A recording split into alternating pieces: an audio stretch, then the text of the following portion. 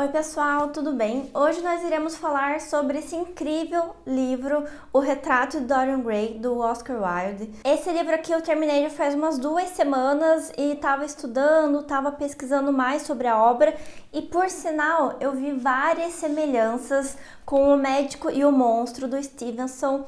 Vou trazer mais para o final desse vídeo aqui as conexões entre as duas obras, mas vamos focar antes em Retrato de Dorian Gray e daí a gente fala sobre essas conexões. O Oscar Wilde teve uma vida aí meio curiosa, eu acho que é o mínimo que a gente pode dizer sobre ele. Ele nasceu na Irlanda e morre aos 46 anos, exilado na França, em Paris, por conta da meningite. Quando ele é exilado, ele assume o nome de Sebastian Melmoth, se não me engano, e ele passa a viver sozinho, exilado. Ele foi julgado e condenado por conta da sua homossexualidade.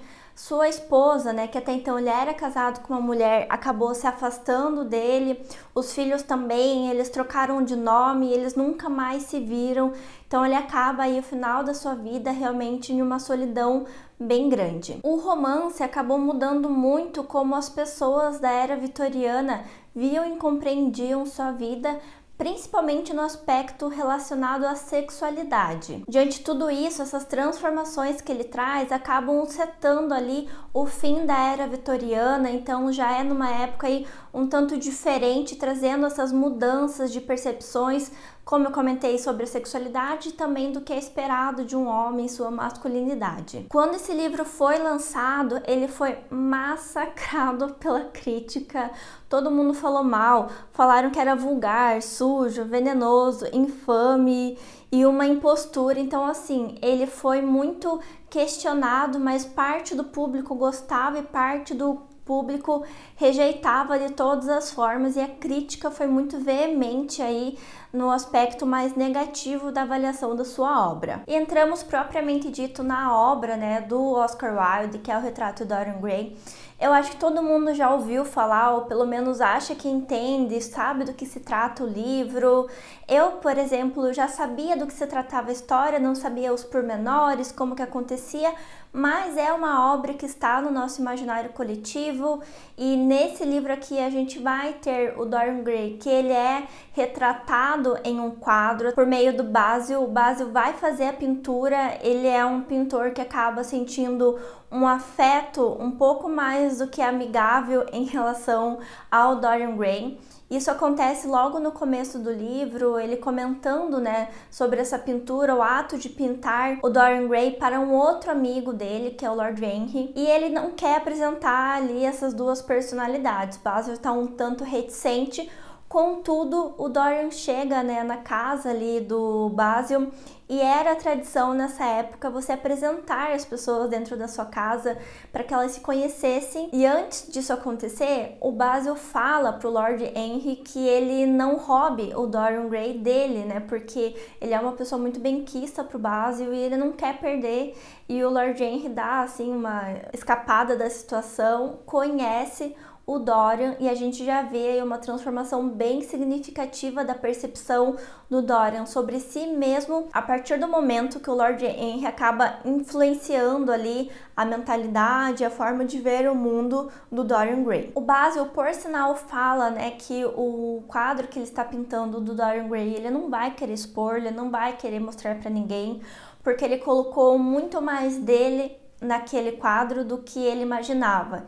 Então pensem que uma pintura, né, quando um artista vai pintar uma pintura, ele vai colocar a sua visão de mundo sobre aquela tela. Então dá para entender o sentimento dele de não querer que outras pessoas vejam, tendo em vista que ele tinha ali um afeto, como eu comentei, mais do que apenas amigável com o Dorian Gray. Isso estava transparecendo para essa tela. Logo nessa cena inicial que tá o Basil, o Dorian Gray e o Lord Henry, ele vai terminar a pintura, vai chamar o Dorian e o Lord Henry para ver o quadro pronto, e o Dorian vai ter um choque bem significativo, porque ele percebe, ele se torna consciente da sua beleza, das suas possibilidades, coisa que até então ele não havia percebido em si mesmo.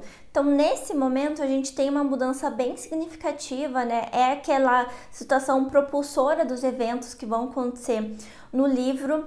E aqui eu quero chamar atenção para uma coisa. Eu li nessa edição aqui da Biblioteca Azul, né? Essa edição aqui que é a Sem Censura, e quando a gente fala de Sem Censura, esse livro aqui, quando foi entregue para o editor do Oscar Wilde, ele foi alterado em algumas coisas ali, foi passado ainda um pente fino, foi publicado e ainda assim foi rechaçado, né? Mas tudo bem. Então, esse daqui é antes do editor ter metido a mão na obra, e sendo que depois ainda, onde foi rechaçado pelo público, o Dorian Gray fez uma segunda versão desse livro, que é a versão que a gente encontra como versão censurada nas internets da vida, e vai ser, na verdade, também uma edição que ela é um pouco mais longa, ela vai ter mais capítulos do que essa daqui, e que eu quero em uma releitura cotejar aí com essa edição censurada. Mas voltando para o que eu queria dizer aqui sobre essa edição. Nessa edição a gente vai ter então uma série de notas, né? Deixa eu dar um exemplo aqui para vocês. Aqui do lado esquerdo a gente vai ter todas as notas que fazem referência à página que está à direita. Então são bastante notas mesmo, e todas as páginas basicamente são assim, como vocês podem ver aqui no vídeo. E uma das notas traz, né, uma interpretação que é meio que comum entre os críticos, mas não deixa de ser uma interpretação. Por que que eu considero uma interpretação? Porque a gente não tem nada escrito pelo Oscar Wilde dizendo que eu quis fazer isso ou quis fazer aquilo com o meu livro. Então, aqui a gente tem essa nota que vai corroborar esses demais críticos, como eu comentei, de que aqui vai ter um pacto fáustico. Pessoalmente, eu não acho que tem um pacto fáustico, tá? E eu já explico pra vocês o porquê, mas deixa eu terminar o enredo. Mas nesse momento em que ele olha para o quadro e ele pensa, né? Ele fala, na verdade, que ele queria que o quadro envelhecesse no seu lugar e ele permanecesse belo como naquele momento para sempre. Entende-se, né, por muitos críticos e até mesmo pela interpretação que a própria edição aqui da Biblioteca Azul traz, que esse momento foi um momento de pacto fáustico. Dessa situação, ele acaba saindo amigo do Lord Henry. Isso vai fazer com que ele tenha, né, uma influência em sua vida muito significativa. No começo a gente percebe como que o Dorian Gray ele é manipulável, como ele é influenciável e facilmente impressionável, mas que em um segundo momento do livro ele vai ser aquele que se torna manipulador, que influencia os outros. E qual que, pra mim, é o momento onde essa chave vai virar na vida dele? Ele se apaixona por uma atriz de teatro bem mequetrefe que tinha na época, aqueles teatros de bairro onde quase ninguém ia, onde tinha muita pobreza, mas ele entra ali em um dia especificamente, ele acaba conhecendo essa atriz que se chama Sybil Vane, e acaba se apaixonando, obviamente. Ela acaba nunca sabendo o nome dele, porque ela chama ele de príncipe, até o momento em que ele pede ela em casamento. Quando ele pede ela em casamento, ele volta, né, para encontrar os amigos e fala: nossa, estou noivo, quero que vocês conheçam minha noiva se apresentando, porque ela em um dia é Desdemona, outro dia ela é Julieta, outro dia ela é Lady Macbeth. Então ela representava, né, todas as mulheres desse universo do Shakespeare. Quando eles vão lá e se defrontam com essa atriz, ela está fazendo uma péssima performance. Aqui a gente pode tentar entender o quanto que, na verdade, ela realmente estava performando mal, porque agora ela estava apaixonada, e dizem que quando se apaixona, o talento se perde nesse processo. Ou que, quando o Dorian olha, né, para essa atriz pela lente dos seus amigos, ele percebe a realidade e o quanto que ela não era boa. Ele termina com ela de uma forma, assim, horrível. Ele é um crápula nessa cena especificamente. E a gente vê que ele não estava apaixonado por ela, e sim pelo ideal que ele tinha dela. E, na verdade, o quanto que ela acabava resumindo toda a arte, tudo que é belo e tudo que é feminino nela mesma. Porque cada dia ela representava um personagem e ele acabou não tendo contato com quem ela de fato era. O que acontece então é uma tragédia com essa menina, e esse momento e como que isso vai impactar ele, pra mim, é a chave onde faz com que ele mude, onde ele perca aquela inocência, que ele perca toda aquela ingenuidade dele e que se torne um personagem diferente, que é mais manipulador, que é mais mesquinho, que pensa em si, que se acha inatingível e tantas outras coisas. Mas nessa parte também, quando ele vai e termina com ela, ficou claro a primeira semelhança que eu vi com o médico e o monstro. Deixa eu puxar aqui a página para vocês. Ele sai do teatro depois que termina com ela, assim, ó. Mal sabia por onde andou. Lembrava-se de haver vagado por ruas mal iluminadas, passando diante de lúgubres e sombrias arcadas, de casas tétricas. Mulheres com vozes roucas e risos rudes o haviam chamado. Cruzou com bêbados cambaleantes que praguejavam e falavam sozinhos com símios monstruosos. Um homem de olhar curioso o havia fitado de perto e depois o perseguiu com passos furtivos, tomando sua frente várias vezes. Viu crianças grotescas amontoadas nos degraus de entrada, ouviu gritos e xingamentos vindos de tenebrosos pátios. Quando o dia começou a clarear, se viu perto de Covent Garden. Um carroceiro com um guarda-pó branco lhe ofereceu algumas cerejas. Dorian agradeceu sem entender porque ele se recusou a aceitar qualquer pagamento e, tomado pela melancolia, começou a comê-las. Então ele tá nesse universo londrino aqui à noite, de forma errante, algumas pessoas o reconhecendo, ele estranhando tudo isso, um cocheiro que dá ali algo para ele, não pede nada em troca. Isso me lembrou muito esse universo do médico e o monstro, quando o Mr. Hyde ele sai nessas noites andantes, as reminiscências de pensamentos que o Dr. Jekyll tem em relação a essas saídas do Mr. Hyde são bem similares, mas a gente já vai falar sobre isso na sequência. Tem aqui uma parte de passagem do tempo que é muito interessante, que é quando o Dorian, ele vai, o capítulo em si, né, ele vai falar sobre todas as coisas que o Dorian aprendeu, estudou, se interessou, desenvolveu conhecimento. E você vai percebendo que para ele ter construído tudo aquilo, certo tempo teria se passado. Então ele não fala exatamente passaram-se tantos anos, mas tudo que acontece nesse meio tempo dá essa conotação de tempo passando. E, gente, eu não posso falar exatamente do final, né, do livro, porque eu acho que nem todos vocês leram e não é meu intuito aqui passar spoiler também para vocês, mas eu queria falar sobre o quadro, tá? Como a gente tem essa teoria inicial de que o quadro ele é um pacto fáustico, eu tenho que trazer aqui minha opinião, que ela é um pouco divergente dessa. É natural do meu jeito de leitura, daquilo que eu acredito no mundo, trazer coisas mais místicas e fantasiosas, colocando os pés um pouco no chão. Então, pra mim, quando eu olho pra essa história, o que eu vejo? Eu vejo um processo de dismorfia corporal. Não sei se vocês já pesquisaram, já ouviu falar, mas é basicamente aquele efeito da pessoa se olhar no espelho, se perceber de forma diferente com o que ela realmente é. Então, ou ver defeitos que não existem, ou exacerbar defeitos que de fato existem, mas que são pequenos, e ela transforma aquilo em algo muito maior do que é. Porque aqui tem um detalhe que ele vê esse quadro envelhecendo e absorvendo todos os seus pecados, mas somente ele vê esse quadro, ninguém mais vê esse quadro. Tem uma pessoa aqui que talvez tenha visto o quadro, não dá para ter certeza, mas quando percebe que tem algum tipo de coisa errada com o quadro, dá uma justificativa totalmente real e plausível. Então, para mim, quando ele olha para aquele quadro, ele tá tendo ali uma espécie de projeção, como se ele estivesse olhando no espelho e vendo tudo aquilo que tem de errado com ele de forma muito mais potencializada.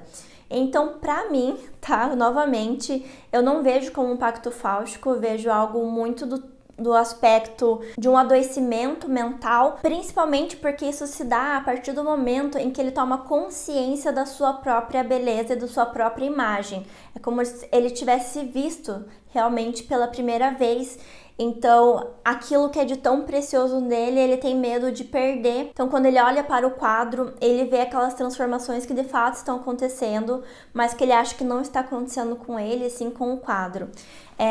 Tem uma cena aqui também que ele olha o quadro através de um espelho. Então, ele fica de costa para o quadro, coloca um espelho e olha para o espelho olhando para o quadro. Então, acho que isso também acaba corroborando a minha teoria, que nada mais é do que uma teoria, da mesma forma com que Oscar Wilde não disse que era um pacto fáustico, ele também não disse que era uma dismorfia corporal. Então, tá tudo bem. E eu quero falar sobre as relações, então, que eu notei.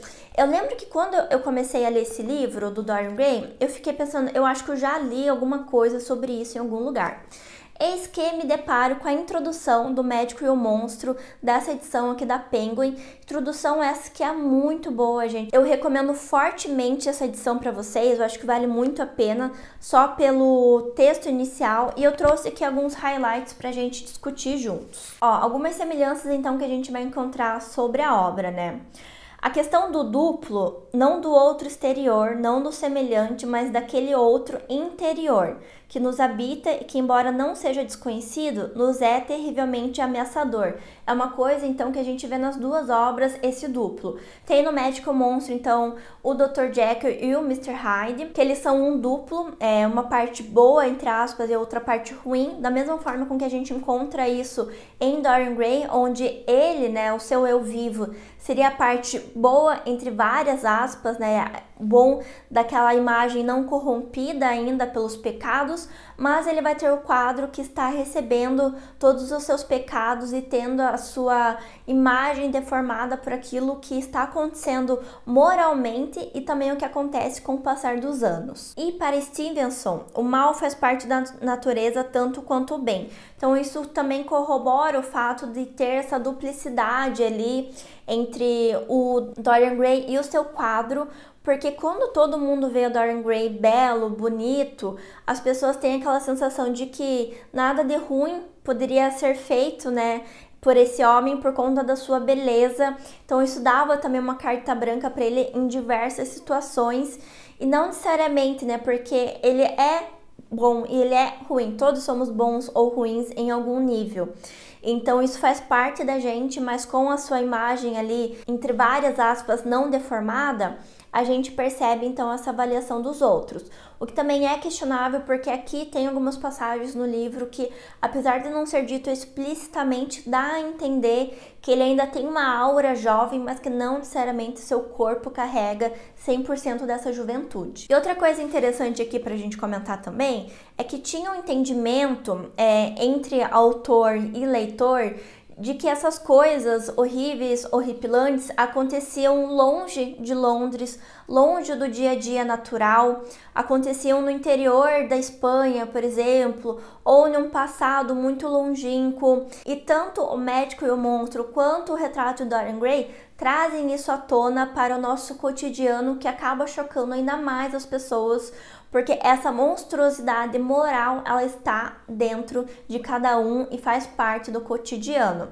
Outra coisa que também tem aqui no Médico e o Monstro é o fato de que o Dr. Jekyll, ele deixa um testamento para o Sr. Hyde, dizendo que caso acontecesse alguma coisa com ele, esse cara ia ficar com todos os bens dele, e o seu advogado acha que ele está sendo chantageado por conta de algum tipo de relacionamento homossexual que ele esteja tendo.